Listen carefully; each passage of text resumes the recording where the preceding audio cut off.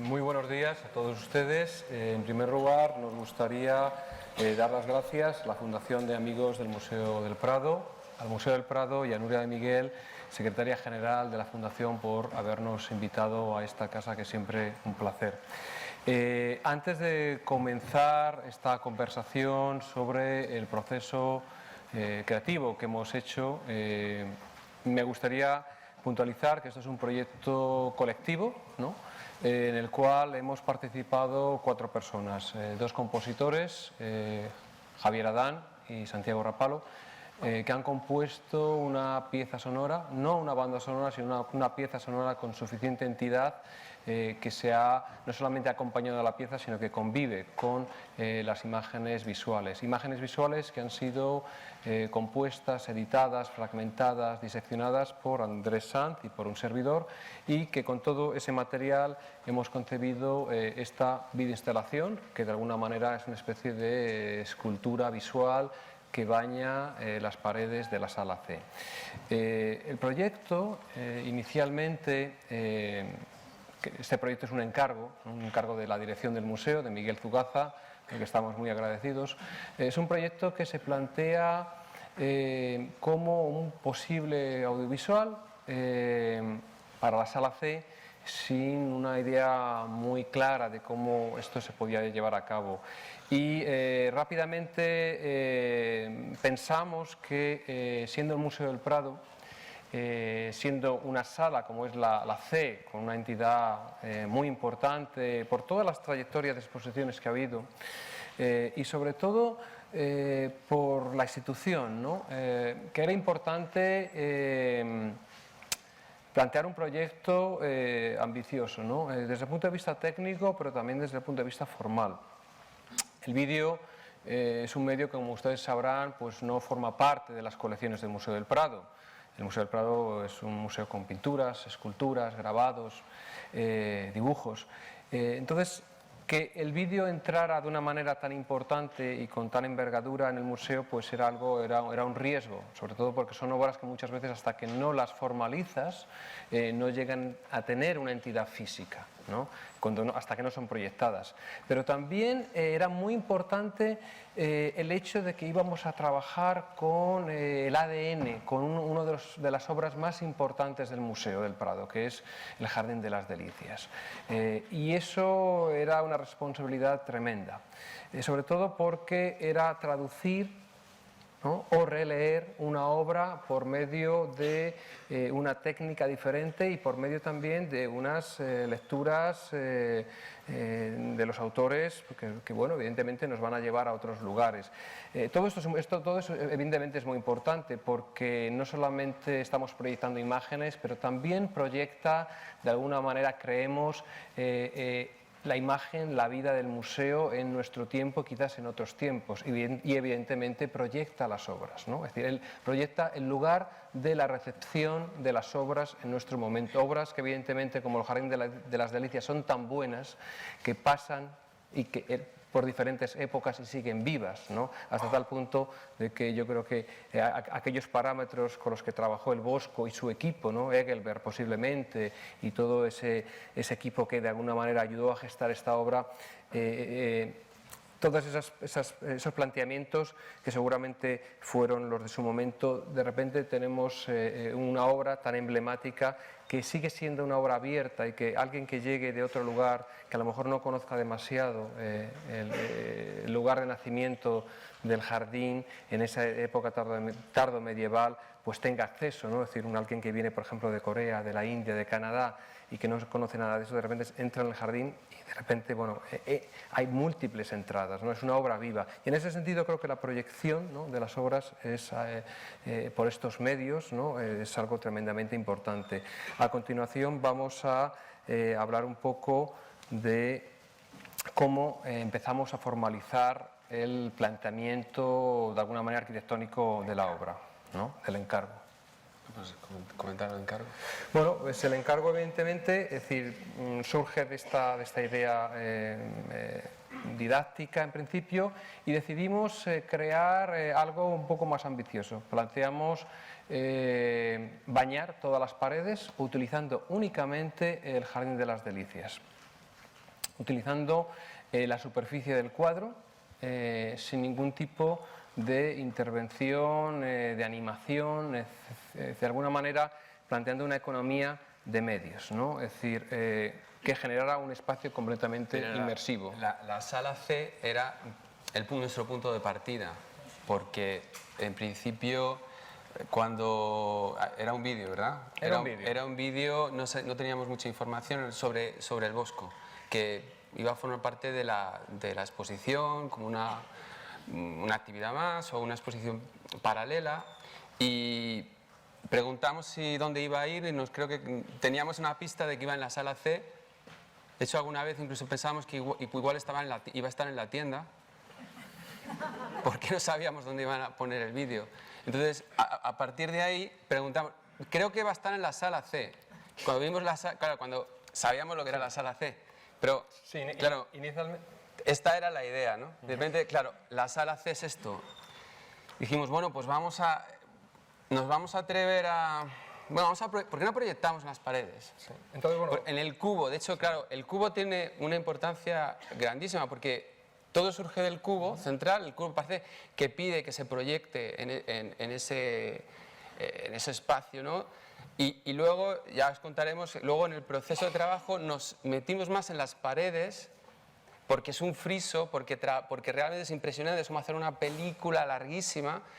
Y luego cuando hemos visto el trabajo ya colocado, el cubo es impresionante. O sea, hemos vuelto de repente nos hemos dado cuenta que, claro, la idea inicial que da esta imagen es que es una especie de monolito tremendo, ¿no? De luz. Es una cápsula. Es una caja de luz, ¿no? Se ha convertido literalmente en una especie como de caja de la cual emanan todas estas imágenes. Me parece que emana de dentro la luz, ¿verdad? Bueno, es una caja que curiosamente, por pura casualidad, quizás o no tanta, el jardín está justamente debajo. Con lo cual parece que todos estos emanaciones, vapores, imágenes surgen de abajo, ¿no? Para arriba. Me acuerdo que muy al principio efectivamente no estaba todo claro, que si esto iba a ir en pantallas, no en pantallas, y claro, de repente, ¿qué significado tenía transportar, es decir, las imágenes de los marcos, ¿no? Es decir, del Jardín de las Delicias a otros marcos, los de las pantallas? Claro, eso no está a la altura, ¿no? del Bosco, ¿no? Es decir, había que, yo creo que, dar un paso más, ¿no?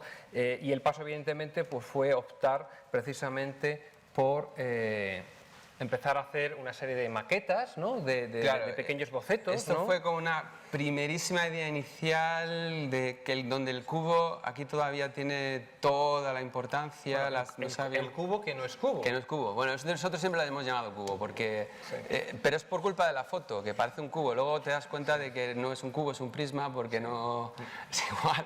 Pero se ha quedado ya con el cubo. Siempre estamos con el cubo. Sí. Y esta es un poco una idea inicial donde tampoco sabíamos muy bien qué hacer con las paredes alrededor, etcétera, ¿no? ¿Hay otra? Sí. Bueno. Y esta ya es la maqueta. Entonces, bueno, vamos a poneros una maqueta ahora, que es una maqueta en vídeo, que es un poco lo que nosotros pensamos que podría funcionar y que fue el planteamiento que presentamos a la dirección del museo, ¿no? Es una pequeña maqueta en la que van a poder ustedes ver, es decir, esa idea de espacio inmersivo donde todas las paredes perimetrales están cubiertas, están bañadas, están ocupadas, ¿no? por el jardín, y también las del cubo, ¿no? Nos pusimos unas reglas desde el principio. Esto fue muy rápido porque realmente fue una cuestión que dijimos, bueno, tenemos muy poco tiempo, no tienen nada pensado. Si les planteamos una exposición ambiciosa y bien presentada, a lo mejor puede llegar a pasar. Y entonces nos pusimos unas reglas inmediatamente, ¿no? Dijimos, primeramente solo vamos a partir de los cuadros del Bosco.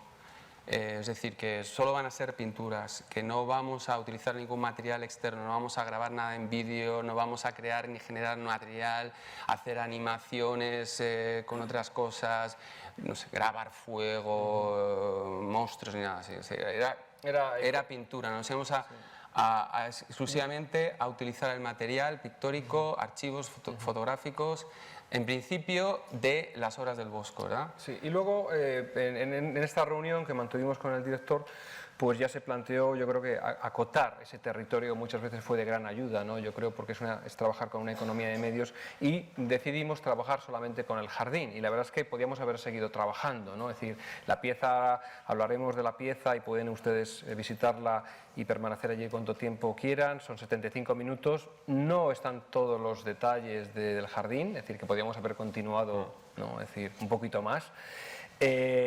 Y nos limitamos efectivamente a usar un archivo de alta definición de Google Art, un archivo grandísimo del Jardín de las Delicias, algunos detalles que fueron facilitados por el servicio fotográfico del museo, la reflectografía, la radiografía, también facilitada por el gabinete técnico, y curiosamente encontramos una foto muy interesante de la trasera del jardín, que ahora pues no es visible porque está, digamos, tapada, que nos ha servido para bueno, terminar, para salir de alguna manera de esta videoinstalación y que yo creo que ha funcionado bastante bien, ¿no? Vamos ahora a poneros un poco de la maqueta. La maqueta para que veáis un poco esa primera inicial, esa primera idea inicial de cómo se gestó. Pero que luego en realidad es esto, o sea, yo creo que... bueno, no, espera un momentito, a ver el vídeo, ¿dónde va? Yo creo que un poquitín y da. ¿No? A ver, espera, que nos han dicho el truco, que era mover un poquitín el ratón. Ahí va. Ahora sí, ahora sí. Ahí está.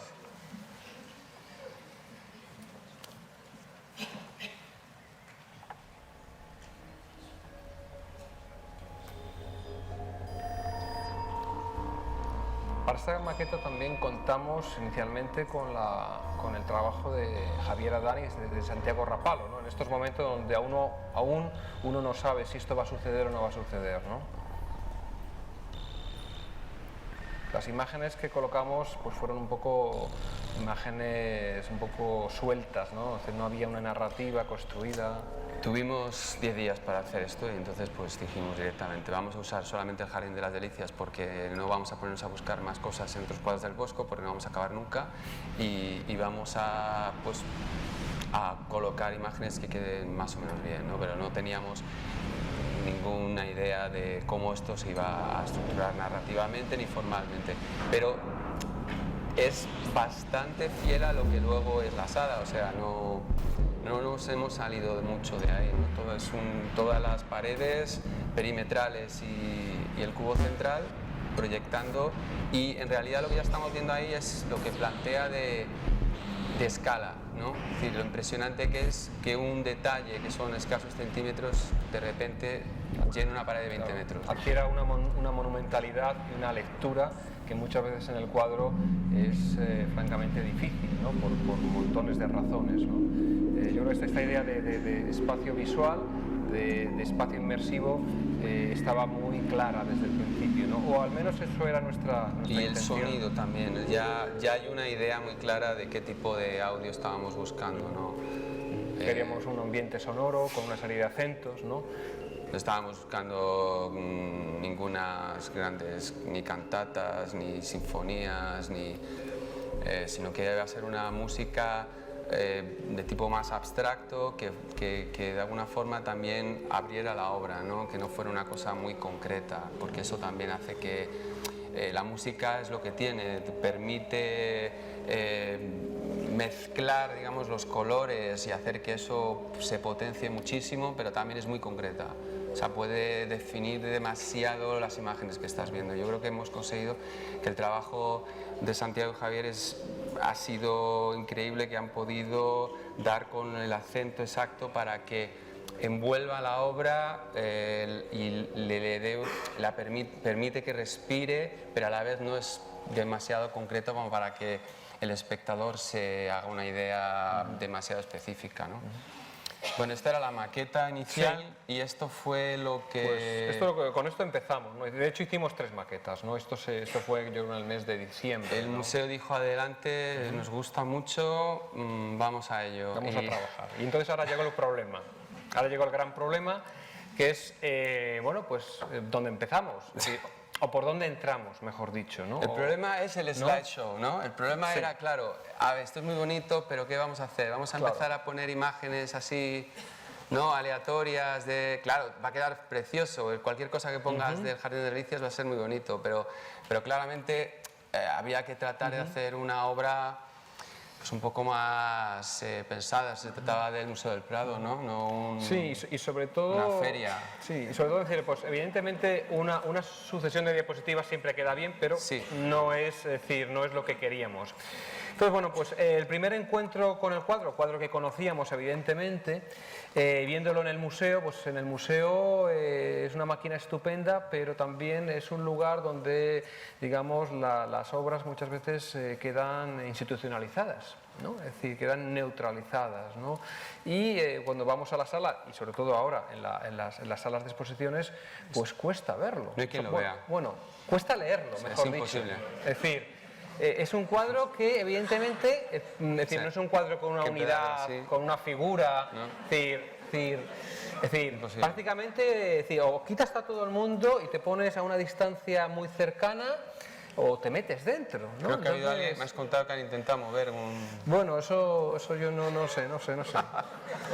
Pero, o sea, ya en la propia sala del museo normalmente es muy complicado ver el cuadro. ¿No? Y lo que nos ha pasado, ¿verdad? Sí, bueno, lo que ha pasado es que hemos tenido que, evidentemente, pensar, bueno, ahora cómo entramos en el cuadro, ¿no? Había que entrar, había que saltar. Y de repente, ese es la gran problema. Esto es una obra que hemos traído así un poco, es de Murakami Saburo, del grupo Gutai en Japón, en el año 56, se llama Passing Through, de la segunda exposición de Gutai, pero era un poco, es decir, ilustraba un poco esa idea de cómo entramos en el cuadro, ¿no? Es decir, cómo empezamos a leer, cómo empezamos a navegar por esta obra que parece que no hay un principio ni un fin, ¿no? Es decir, que tiene multitud de situaciones, de escenas, de paisajes, de personajes, ¿no? ¿Cómo empezar a navegar por ahí? Porque quizás ahí está la clave un poco de la propia estructura de paseo que plantea la sala C, ¿no? Es decir, de adentrarte y de pasear, de no tener un lugar, es decir, te puedes quedar en un sitio, pero puedes estar, es decir, viendo la pieza desde múltiples lugares y cada vez vas a tener una experiencia diferente. El entrar en el cuadro y empezar a trabajar, por un lado, implicaba también dejar otras cosas de lado, ¿no? Es decir, empiezas por A, sigues por B, pero luego acabas a lo mejor en otro lugar, ¿no?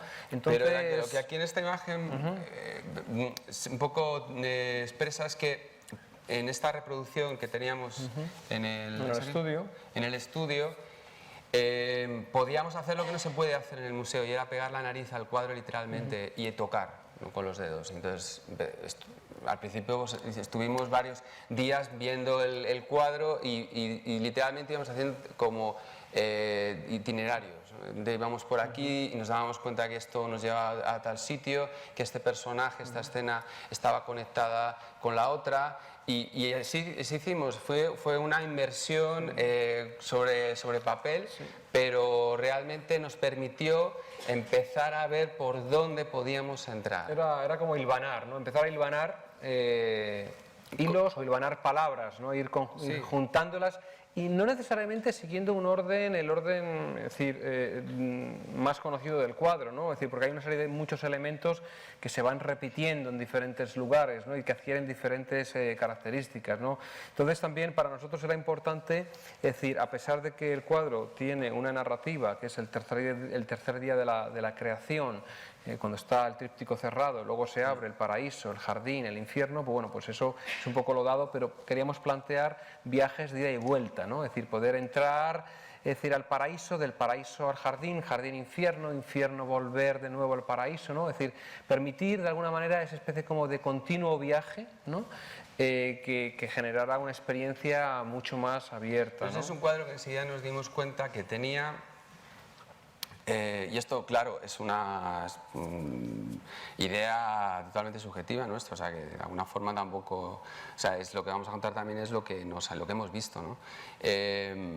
Enseguida nos dimos cuenta que había cosas que conectaban claramente los tres trípticos, no solamente a nivel compositivo, de color, sino que había elementos que de repente parecía que habían saltado de un tríptico a otro, ¿no? De un panel a otro.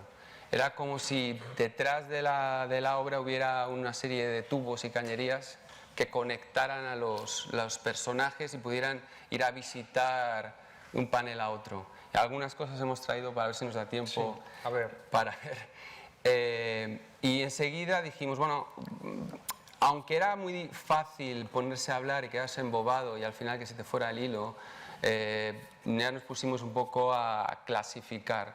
Dijimos, bueno, ¿cómo podemos acotar, ¿no? Desbrozar este campo, este jardín? Y empezamos un poco por categorías generales, de tipo pues, naturaleza, por ejemplo aquí pues, cuerpos, ¿no? Esto eran pantallazos que pues, con la reproducción que teníamos de alta resolución realmente podíamos ir en detalle, entonces pues, nos parábamos en un sitio, ¡pum!, y lo copiábamos, nos parábamos en otro sitio y lo copiábamos. Entonces iba creando una especie como de pequeño viaje a lo largo de estas figuras, escenas, pero a la vez iba clasificando cuerpos, naturaleza, paisaje, y luego pasábamos a cosas más específicas. Por ejemplo, pues estos eran animales, pero esto, por ejemplo, eran frutos.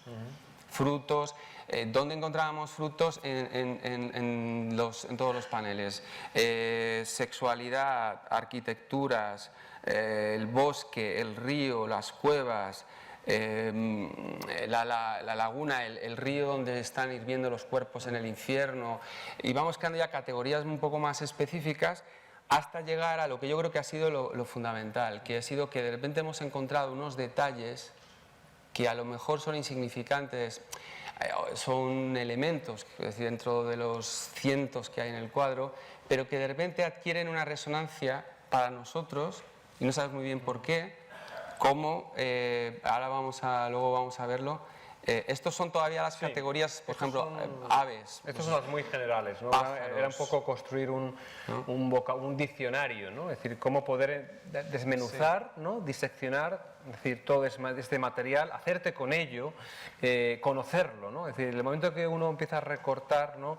A construir o subconstruir estas imágenes, realmente lees y conoces cada uno de los lugares del cuadro. Es decir, eso era clave, ¿no? Es decir, era como si lo hubiéramos puesto al microscopio, ¿no? Dijimos, con una gran lupa vamos a meternos y a ver todas las cositas que hay, conocerlo casi al milímetro, con la intención de que eso vaya quedando un poco en nuestra cabeza para cuando luego ya nos metamos a construir surja de una manera mucho más orgánica. O sea que no, esto es un proceso que intuitiva. Esto no está en la pieza, esto es parte del trabajo primero. Y aquí están ya las categorías, los detalles específicos que de repente por alguna razón... Aquí ya empieza, yo creo que... Empiezan a aparecer relecturas, ¿no? Lecturas nuestras, evidentemente yo creo que cuando uno a lo largo de su vida va acumulando, ¿no? Muchas imágenes en su cabeza, muchas lecturas, ¿no? Entonces ya empiezas a leer fragmentos, detalles desde múltiples lugares, ¿no? Lugares en torno a la idea, por ejemplo, de lo bacteriano, ¿no? De esos primeros signos, como aquel elemento que tienen ustedes arriba, una especie como de luna, una luna, un pincho, ¿no? Es decir, eso es el mundo que aparece ya en el tercer día, ¿no? Aparecen elementos muy similares, ¿no? Pero vuelven a aparecer en la creación en el paraíso, ¿no? Aparecen elementos con un tono enigmático, jocoso, como pueda ser la ranita, ¿no? O el conejo, ¿no? Aparecen elementos como esos especies de bolas rojas, las cerezas o madroños o manzanas, ¿no? El cuadro se conoció por muchos años como el cuadro el tríptico del Madroño, si no estoy muy equivocado, ¿no? Pero es también evidentemente el elemento del deseo, ¿no? Es decir, del placer, ¿no? Es decir, un placer que evidentemente, como ven en el detalle de abajo, con el arrendajo depositando esa valla en todas estas bocas hambrientas, ¿no? O en esa mano, ¿no? Esa mano casi política, ¿no? Que lleva ese fruto rojo, ¿no? Es decir, por hacer una asociación, ¿no? Que nos pueda resultar familiar, ¿no? O ese otro elemento, ¿no? Por ejemplo, este jinete que cabalga a una rata, que es una rata fálica. Claro. Porque, claro... esta es la rata que creo que es la que aparece en las tentaciones de Lisboa, ¿no? Pero aquí... Claro, de repente ves esto y dices... Pero bueno, vamos a ver, ¿por qué el Bosco ha puesto este animal que no se le ve? O sea, no se ve la cara, no se ve nada, lo ha puesto de punta hacia arriba. Te quedas pensando, dándole vueltas y claro, luego ya lo ves y se te hace muy obvio, ¿no? Pero yo no sé, esto puede ser que no, es una casualidad, o sea, a lo mejor estamos... Hombre, Pero es tremendo, está justo donde está colocado claro, y bien. es en la fin. procesión de los jinetes, ¿no? Y los animales masculinos en torno a un lago lleno de mujeres, ¿no? Es decir, evidentemente, pues ahí hay unas... Esa polilla gris en el infierno, ¿no? Que es un elemento de repente plástico que en la instalación luego adquiere casi, se convierte en una especie de tela que cubre toda la sala, ¿no? ¿Por qué? Bueno, pues son detalles que finalmente van pasando ese filtro, ¿no? De todo el trabajo y que se van quedando. Y nosotros vamos seleccionando. Yo creo que hay alguno más.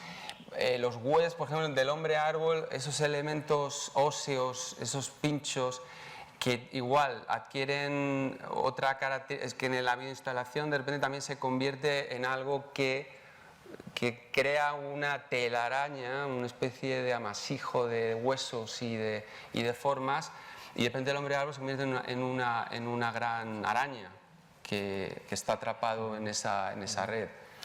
En las maneras, yo creo que de enfrentarnos a todo este material, de repente nos encontrábamos con grandísimas diferencias, ¿no? Es decir, la manera en que él trabajaba los cuerpos, por ejemplo, los cuerpos que están en el jardín, y la manera en que decidió pintar los pájaros, sobre todo la legión o el ejército de pájaros que está en el lado izquierdo, ¿no? de la tabla central, ¿no? Pájaros que están a otra escala, a una escala muy superior a los humanos, pero sobre todo pájaros que están perfectamente identificados, como el martín pescador, el pito real, el arrendajo, la bubilla, las espátulas, y pájaros que están pintados prácticamente, yo diría, con la sensibilidad o el pensamiento de un naturalista del siglo XIX. Y pájaros que a la vez dices, bueno, este señor ha tenido que tener estos pájaros en sus manos para poderlo pintar así, ¿no? Y pintado de una manera muy diferente, ¿no? Es decir, a otros elementos, ¿no? De repente estás viendo como el pintor o quienes estuvieron con el pintor, ¿no? Estaban ahí articulando muchas cosas, ¿no? Bueno, pues todo esto son de alguna manera, es decir, detalles, lecturas, miradas, ¿no? Percepciones, los sirenos, ¿no? que están alimentando con fruta, ¿no? Es un elemento que nosotros le dimos mucha importancia. Claro. El detalle del drago, ¿no? El drago que se convierte en un bosque, en una selva, o sea, un pequeño elemento, bueno, es muy importante en el cuadro, pero que de repente se transforma en una selva. Es un árbol que se extiende por toda la sala. ¿Hay algo más? No. Bueno, sí. Bueno, finalmente esto fue un poco ya el trabajo, digamos, final en el que se fueron seleccionando, pero no fue de esta manera. Esto es una cosa que hemos construido nosotros ahora, no es que colocáramos estos detalles y los viéramos. Es algo que lo teníamos en la cabeza de alguna forma y que es lo que luego han ido construyendo la selección de imágenes que hemos puesto en la videoinstalación. Bueno, y ahora llegaba el momento de ponerse a trabajar, ¿no? De decir cómo ensamblamos todas estas miradas, estas lecturas. Sí, ya. ¿Cómo ensamblamos todo esto, no? Bueno, pues evidentemente partimos de la pared, de las paredes de la sala C, construimos unos mapas, ¿no? Es el lienzo, el canvas, ¿no? Del que partimos, dividiendo todas las paredes en proyectores, sabiendo que cada uno iba a ser de Full HD, de alta resolución, sabíamos las proporciones, y entonces pues lo que vemos arriba sería la subdivisión de tres paredes, que tiene cada una un proyector. Y luego abajo, bueno, pues una imagen donde se vería cómo llena, ¿no? Todo el friso, digamos, todas las paredes perimetrales, que son 20 metros cada una, en total son 80 metros, con lo cual esa tira que ven ustedes abajo sería, digamos, una maqueta de esos 80 metros. Sí. Entonces, a partir de este mapa ya empezamos nosotros a componer, ¿no? Y vamos insertando. Y bueno, pues esto crea un poco de vértigo porque evidentemente hay que hacer una especie de película larguísima y llenarla y bueno, pues al principio era una pieza que iban a ser 15 minutos y ha acabado siendo 15 minutos y una hora. Entonces, Bueno, la verdad es que hemos parado porque podemos haber seguido, ¿no? Es decir, seguramente Pilar Silva verá en la videoinstalación o no verá algunas cosas que querría que hubieran estado, ¿no? En el proceso también de pensar cómo movíamos todo esto, cómo lo animábamos, lo que hicimos fue hacer una serie de secuencias, que vamos a ponerla ahora, para que nosotros pudiéramos entender un poco cómo íbamos a seguir, ¿no? Había dos maneras, un poco. Por un lado, llegamos a trabajar utilizando el método pues digamos, del collage, o sea que vamos a utilizar el corte, vamos a cortar con tijeras trocitos y vamos a empezar porque queremos mantener el aspecto bidimensional, no queremos una cuestión de animación de muñecos, como he dicho antes. Entonces, lo importante era que no se viera el corte, que se pegaran las cosas, que no pasara nada, que se pudieran superponer, que incluso algunas cosas estuviesen en cajones más pequeñitos, que podían ser cromos, o sea, eso no importaba. Y por otro lado, la cuestión del movimiento, la cuestión de relaciones. Entonces, todo esto implicaba que de alguna forma estábamos eligiendo, a ver, este elemento lo vamos a poner con este otro. Entonces, por ejemplo, este es un vídeo que está un poco acelerado, porque dura 3 horas. Y esa era la manera de poder entender cómo algo iba a ir sucediendo, y ¿no? fuimos pues, colocando, por ejemplo, esto es toda la parte de la esfera que tiene mucha importancia. Y ahora quizás podemos hablar un poco de la cuestión de la organización, porque ¿qué pasa? Que es un tríptico, 1, 2 y 3 se lee de izquierda a derecha. Y esto, pues como para todos es imposible, es un elemento muy magnético que es imposible salir. Siempre, al final, acabamos leyéndolo así. Y nosotros queríamos salir de eso, pero al final, inevitablemente, la grisalla tiene tal fuerza. De hecho, es que prácticamente podría ser un cuadro en sí mismo, uno de los grandes cuadros del Museo del Prado, si estuviera cerrado, porque es una maravilla. Y tiene tal fuerza que al final tuvimos que darle digamos que el comienzo de la pieza, ¿no? Sí, y ahí yo creo que evidentemente seguimos un poco los pasos del Bosco, ¿no? Es decir, comenzar la videoinstalación precisamente por ese mundo gris, ¿no? Un mundo gris que comienza precisamente en el cubo, comienza con la figura de Dios, ¿no? Que está de alguna manera fuera de esa bola de la creación, ¿no? Es decir, donde el tercer día, que es lo que plantea, se separan las aguas de la tierra, ¿no? Bueno, pues fue a partir de ahí y a partir de, digamos, de una disección que tuvo en cuenta lo pictórico, las imágenes, pero también el objeto tridimensional, es decir, el objeto material, ¿no? Es muy fácil en una videoinstalación crear un ambiente inmersivo y realmente que el espectador se pierda, ¿no? No queríamos dejar de perder la idea. Queremos tener en cuenta siempre que se trata de un cuadro, de unos fragmentos de madera, ¿no? Es decir, de una ilusión, ¿no? Entonces, es decir, veréis sobre todo en la instalación que muchas veces los marcos, ¿no? Cómo aparecen, ¿no? Es decir, como elemento fundamental, materialista, ¿no? Es decir, que nos retrae de nuevo al lugar de la experiencia, ¿no? Aquí, por ejemplo, podéis ver que realmente estamos viendo el viaje, o sea, tal cual es un poco el viaje que íbamos haciendo. O sea, íbamos seleccionando cosas y por ejemplo, aquí, pues el pie, de repente, el pie podían ser los pies, la mano, el pájaro que está al lado del pie, porque ese pájaro está, entonces nos llevaba de repente al vientre de Eva. Claro. Una fruta, o sea, eran asociaciones muy rápidas que íbamos construyendo a medida que íbamos viendo el cuadro y que de alguna manera colocándolo en una especie de pequeña peliculita, pues íbamos construyendo la pieza. Pero esto no es la pieza tampoco, porque esto es una película, o sea, esto no es una sala, esto no servía para el cometido, servía para, digamos, como para hacer un ejercicio de gimnasio y estar preparados para meternos aquí.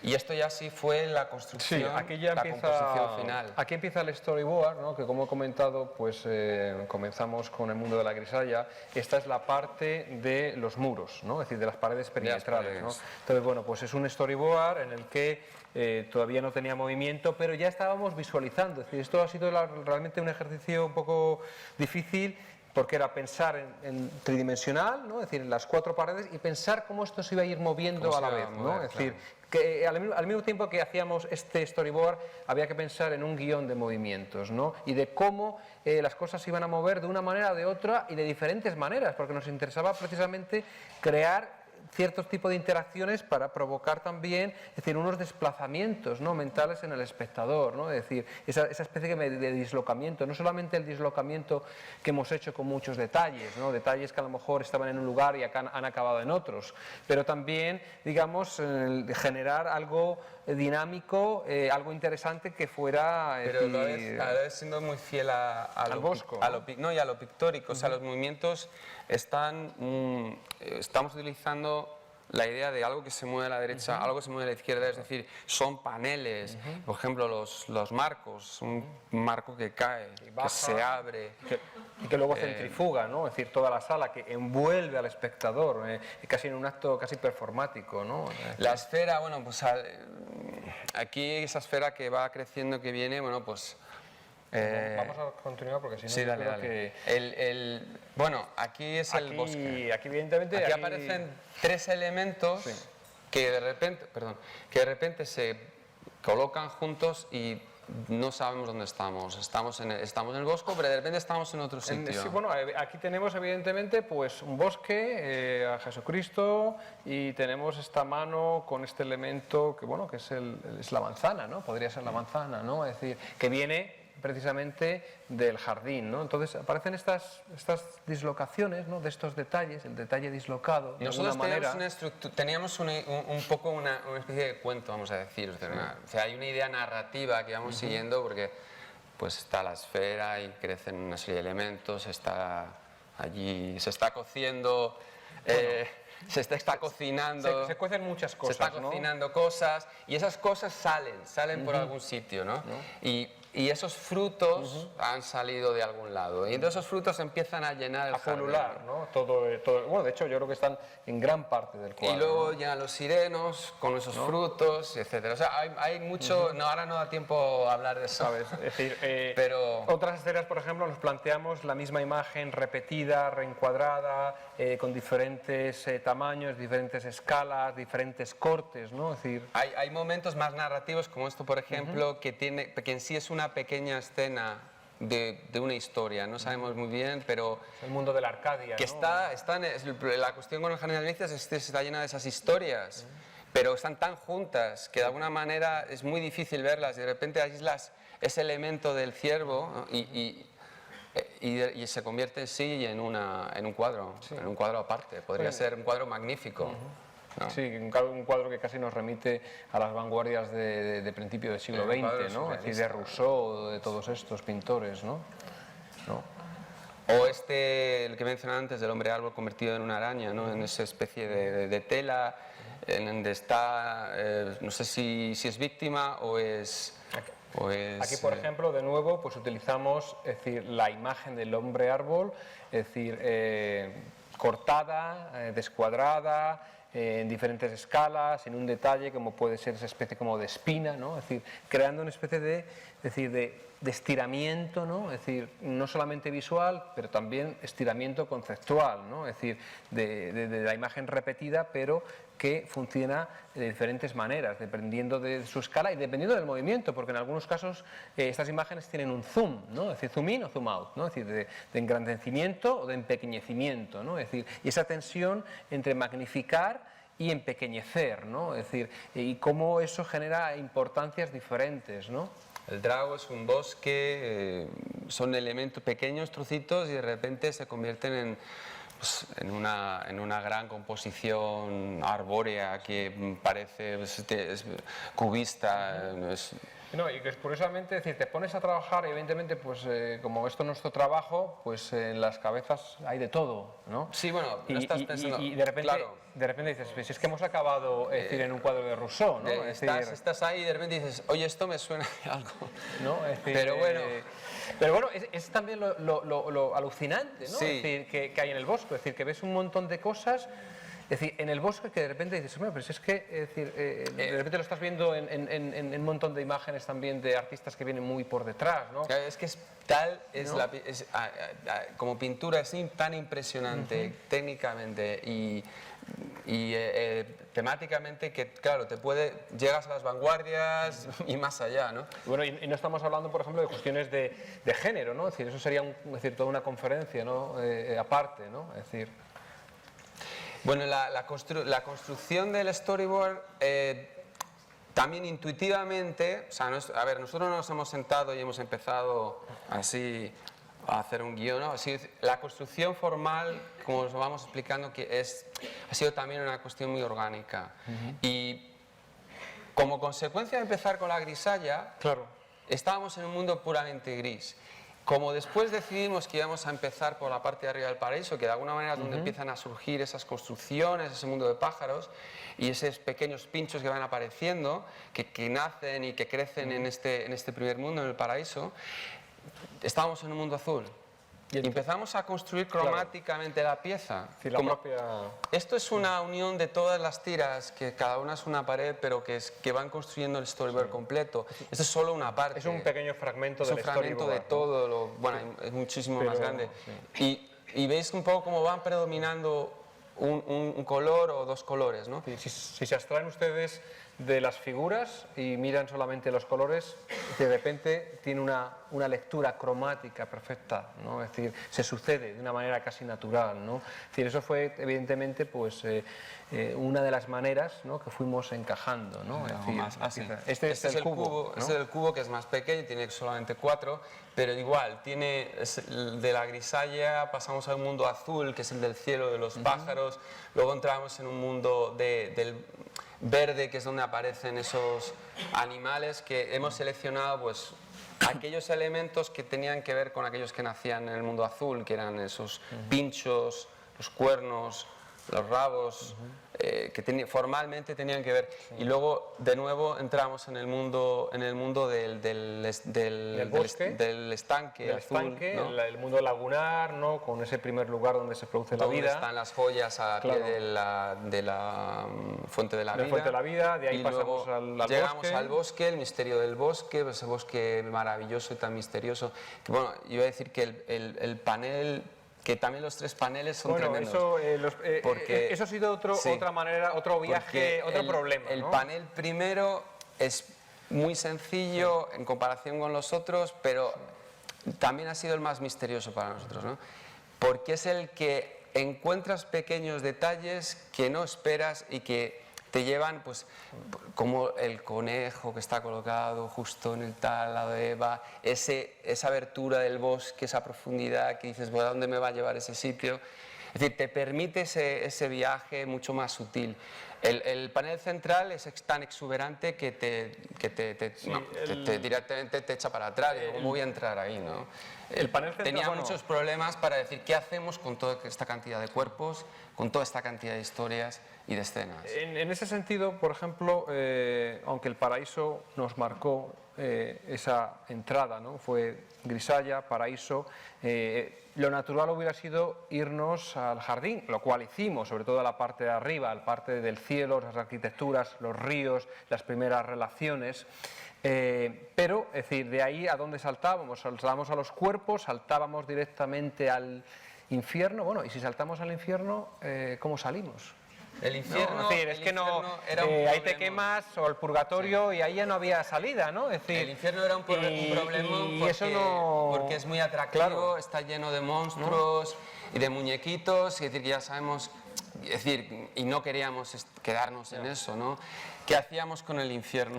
Pues en el infierno entramos y salimos, ¿no? Es decir, y salimos y luego volvimos de nuevo a decir, luego lo hemos colocado en el centro de la pieza, un poco para intentar que no fuera el final, ¿no? Y este es el storyboard donde aquí, por ejemplo, salimos del infierno. Bueno, infiernos hay muchos, es decir, de hecho hemos estructurado, yo diría, Andrés, a lo mejor 3 infiernos. Un infierno rojo brutal, sí hay el infierno de la lava, Claro. del calor, el infierno frío, helado, ¿no? helado, Y y luego luego el infierno de los cuerpos, que es ¿no? ese apelotonamiento, el horror vacui, ¿no? la tortura. Y de ahí pues teníamos que, bueno, saltar a otro sitio. música. Y es, si ven ustedes, el suelo del infierno es Van el suelo que quedando nos lleva... es el solo suelo que- pedazos de cuerpos, van quedando solo los pies, van quedando solo restos, y finalmente ya solo queda la arena, que llegamos al final del cuadro donde vemos ya el número, y ese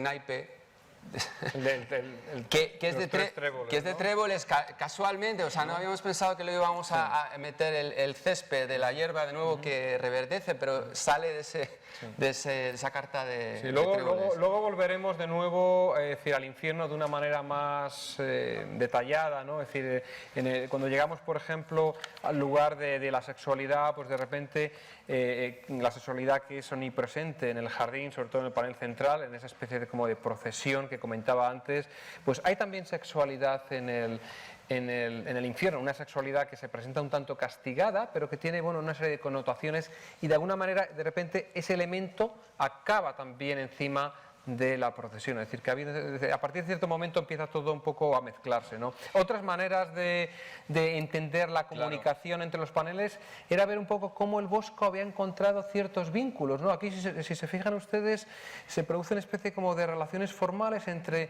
el verde del bosque del lado izquierdo, ¿no? Y ese otro verde, especie como de melena, ¿no? Del lado derecho, ¿no? Es decir, está todo como balanceado compositivamente, ¿no? El famoso perfil demoníaco de Dalí, del gran masturbador, esa caverna, esa cueva donde se meten los reptiles, parece que entran por allí y salen convertidos en pájaros por el otro lado, ¿no? Es una sensación de que esto está conectado, de que de alguna manera entre los paneles hay una conversación. Parece que se están mirando estos dos, ¿no? El oso y esa especie oso como y Bambi, ¿no? Es decir, si te pones a mirar, hay una especie como de pequeñas relaciones, ¿no? Y con tonos de humor, además, ¿no? Sí, es decir, pero ¿por qué ha puesto este osito y él? Es decir, es que lo ves y dices...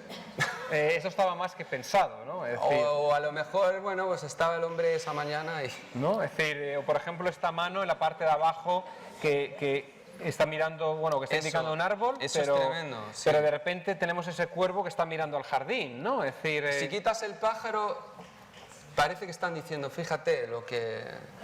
¿no? Dios creando a Adán y Eva.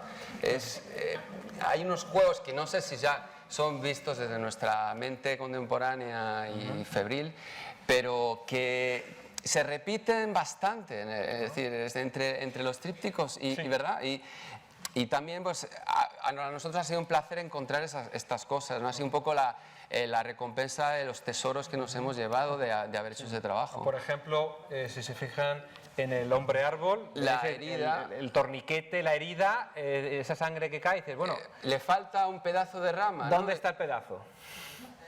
Hemos encontrado... ¿No? ¿Es este el pedazo? Le hemos encontrado... Parece ser que fueron allí, le arrancaron y se lo llevaron a otro sitio, ¿no? Se lo llevaron a hacer la casa, ¿no? Sí, curiosamente, hoy pasando de nuevo por la exposición nos encontramos una especie como de rama muy parecida en la pintura del Boisman, ¿no?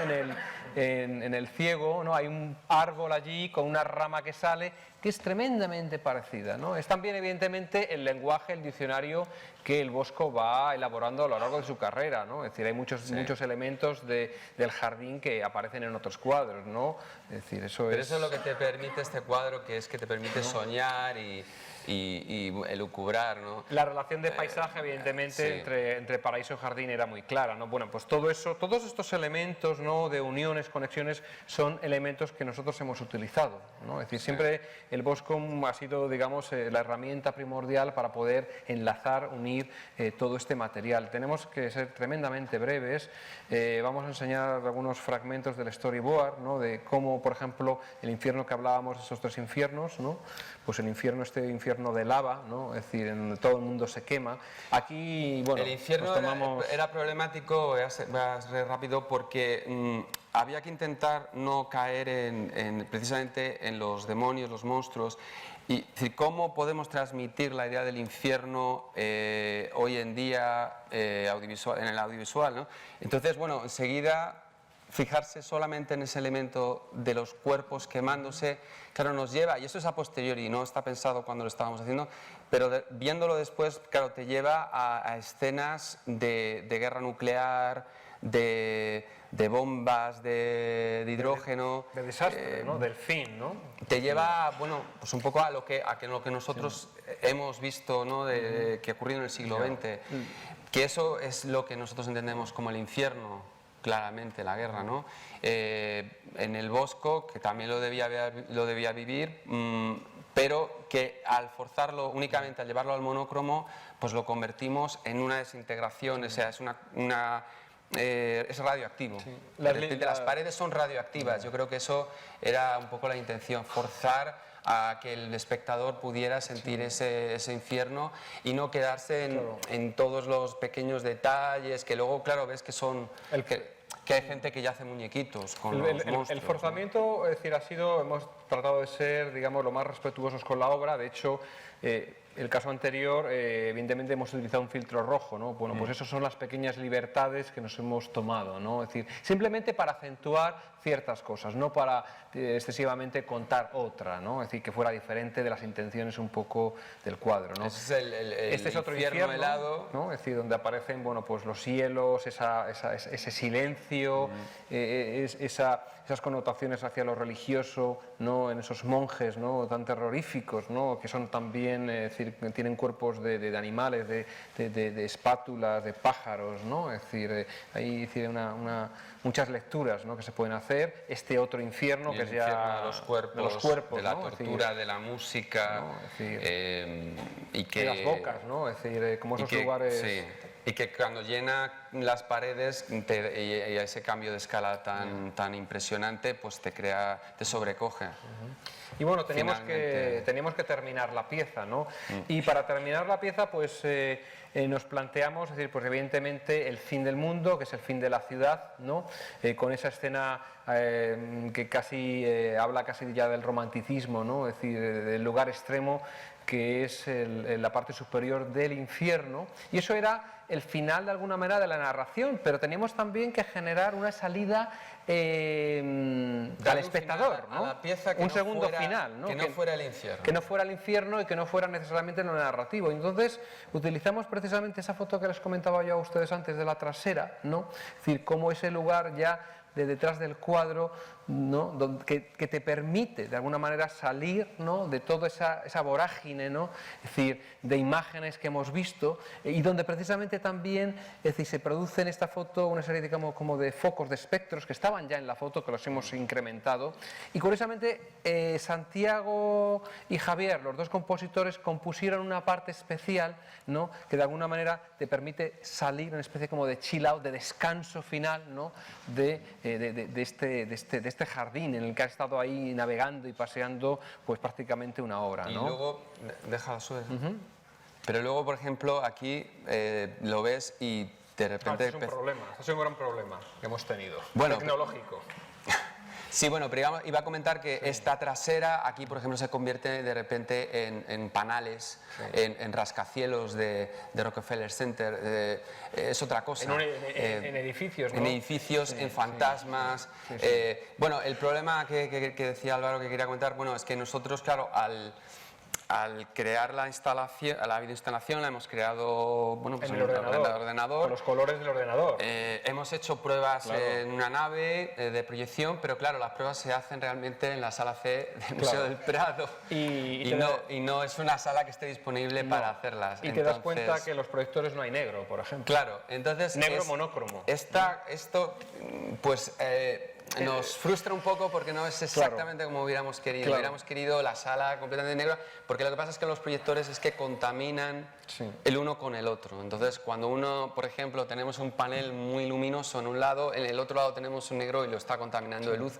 Entonces, el efecto que nosotros queríamos... Pues no se ha dado, ¿no? De luz, de casi fantasmal, de espectros que iban y venían, pues no... No se ha producido con la intensidad que hubiéramos querido. Posiblemente dentro de unos años tendremos a lo mejor pantallas LED que se acoplen a las paredes y podamos conseguir pues ese tipo de soluciones, ¿no? La escala, evidentemente, hemos hablado un poquito de ella, Esto es otro un descubrimiento Sí. de la puesta en escena. Bueno, sabíamos claramente desde la maqueta que la escala era muy importante en la pieza, pero ha sido verlo en la sala y ver cómo funcionaba, ¿no? Es decir, y descubrir que efectivamente funcionaba mejor de lo que pensábamos. Sí. En el cuadro ya existía la escala. Cuando comentábamos antes la cuestión de los pájaros, ¿no? Y los seres humanos alrededor. Los pájaros son enormemente grandes comparados con los seres humanos, ¿no? Es decir, aquí tenemos otro detalle de escala, ¿no? Súper, digamos, con es decir, magnificado, ¿no? Es decir, esa especie como de elementos de hielo o telas de araña que están en el árbol, ¿no? Y esto nos lleva un poco al collage y un poco al tema del monócromo con el que vamos a acabar, porque parte de la construcción de la pieza por, digamos, colores, por ejemplo, aquí son los cuerpos que predomina el blanco y la craqueladura es muy importante, se convierte en un elemento plástico decisivo en la pieza, porque la craqueladura es una piel que cubre la sala. Es decir, dota la pieza, yo creo que de esa... Por un lado es la pintura del Bosco, es la superficie pictórica, es la escritura pictórica del cuadro, lo que tenemos, incluidas todas las intervenciones, las restauraciones, las pérdidas que forman parte ya de la historia del cuadro, pero por otro lado han generado esa especie como de tapiz, ¿no? De mosaico, que en un principio estábamos un poco nerviosos, es decir, esto va a ser el reino de la craqueladura, vamos a entrar como en el cañón del Colorado, ¿no? Finalmente, me refiero, por la propia sala y el tiro de la sala que da al espectador, pues creemos que es un elemento que realmente no ha sido no nos ha molestado, ¿no? No, pero a la vez es un disfrute, o sea, de repente la sala adquiere un color y a la vez tiene una textura, no es simplemente pues un color, es decir, es pintura que está en el punto casi de la desintegración, porque estábamos ya más allá, no podemos ir.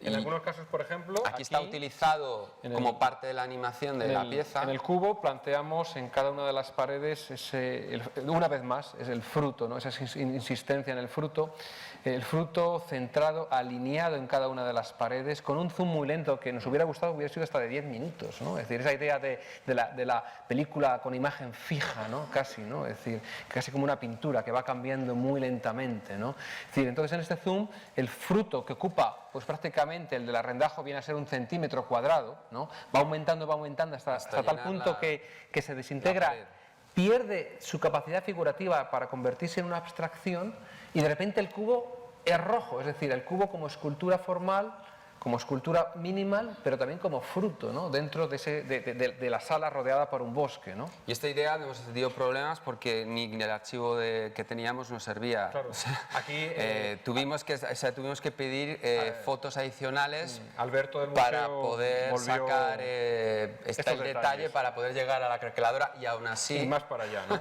Y tampoco era suficiente, pero bueno. Y bueno, de repente hago esto y hago esto, ¿no? Y de repente estábamos con... Pero esto es a posteriori, ¿eh? Ojo. Esto es a posteriori.